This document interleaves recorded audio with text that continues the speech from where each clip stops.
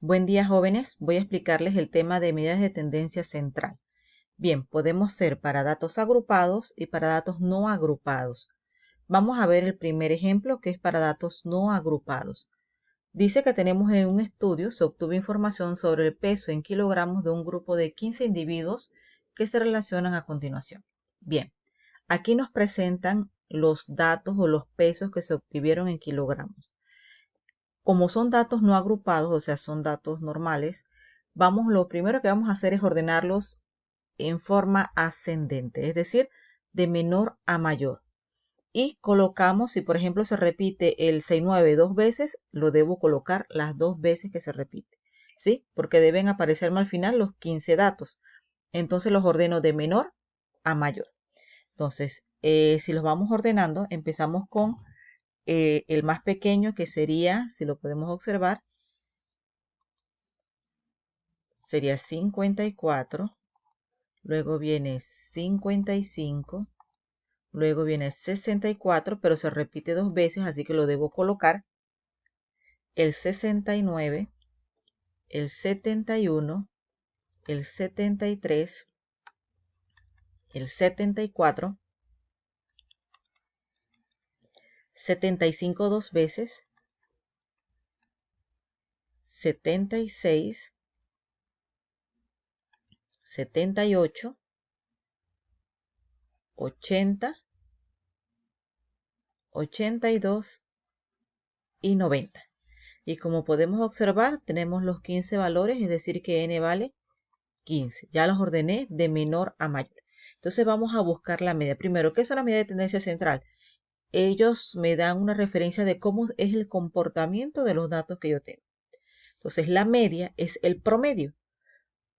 Es el promedio de los datos. Es decir, que aquí con respecto a los datos que tengo aquí, me va a dar un promedio de esos datos. En este caso, un promedio de los kilogramos. Entonces, ¿cuál es la fórmula para datos no agrupados? Se representa con esta X barra y dice que este símbolo que está aquí es sumatorio. Es la sumatoria de los X sub Y, es decir, de los valores, entre el total de datos. Entonces, ¿qué voy a hacer? Mi X barra o mi media va a ser la sumatoria de esos valores. Entonces, yo sumo todos estos valores, se suman. Entonces sería 54 más 55 más 64 más 64 nuevamente, más 69 más 71 y así sucesivamente hasta el último valor, que es el 90. Bien, correcto. Y eso va dividido entre el total de datos, que en este caso es 15. Si sumamos todos esos valores, 54 más 55 más 64 más 64 y así hasta el 90, eso me va a dar 1080. Dividido entre la cantidad de datos, que sería 15. Divido 1080 entre 15, entonces me va a salir que la media es 72. ¿Qué significa esto? Que el promedio de los pesos obtenidos aquí es 72, pero si nos damos cuenta no aparece el valor de 72, pero es el promedio, ¿sí? Es el promedio de los valores, es decir que, por ejemplo, es como cuando usted saca las calificaciones o el promedio de sus calificaciones. Tuvieron tres parciales, en uno sacó 98, el otro sacó 50 y en el otro sacó 70. Suma los tres valores y le va a dar su promedio de calificaciones. Bien, esa es la media o el promedio. La mediana es el valor central de los datos, ¿sí? Me dice el valor central. No tiene nada que ver con los extremos, con los valores extremos que aparezcan aquí, sino que ubico directamente en el valor central. Bien, hay dos casos. Este, cuando la cantidad de datos es par, y esta cuando la cantidad de datos es impar. Bien, si la cantidad de datos es par, yo utilizo esta fórmula. ¿Qué significa? Tendría que buscar los dos que se ubican en el centro. Digamos que aquí hubiese 16 valores. Ubico los dos que queden en el centro, digamos que son estos dos. Los sumo y los divido entre 2 y eso me daría la mediana. Bien, si es impar, como en este caso porque tenemos 15 valores, si es impar, entonces lo que hacemos es buscar el valor central, es decir, el que ocupa la posición que me dé aquí. Como es impar, vamos a utilizar esta. La mediana va a ser igual a xn más 1 entre 2.